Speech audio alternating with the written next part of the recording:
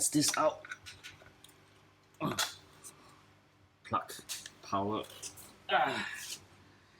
Turn it on. No power.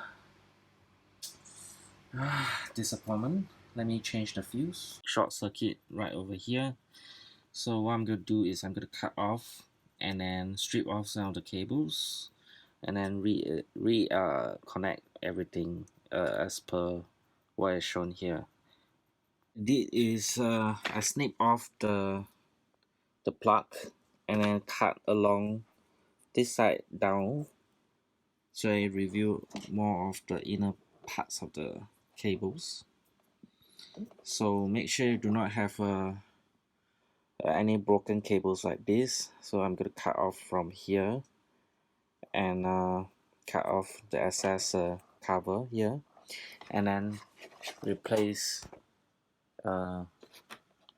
this one, the one that is inside this plug right now, according to the same color and position, right?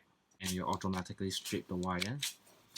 The other one is this type. Then you can choose what is the size of the wire before you strip off the wire. So I'm going to test it out. Okay, so we'll try this stripping of wire. Simply just press and the wire is stripped. So simple. And then just twist.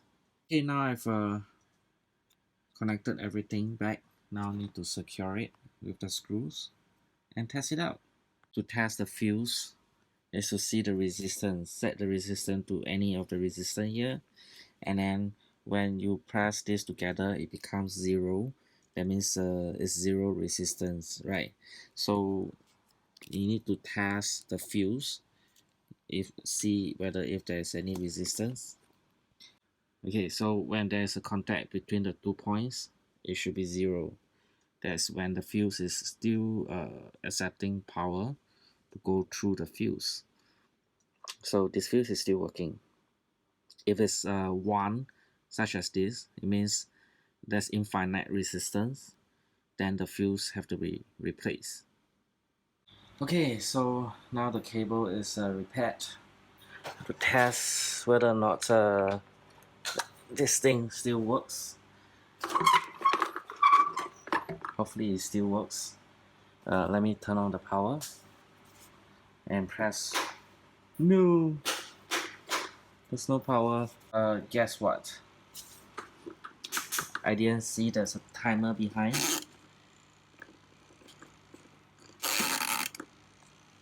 And by pressing this, it works. The fan works, but it's not very powerful though. Let me try 2. Wow, okay. 3. All the dirt all came out. Oh, okay, I can feel the wind. Yes, it's repaired. Awesome.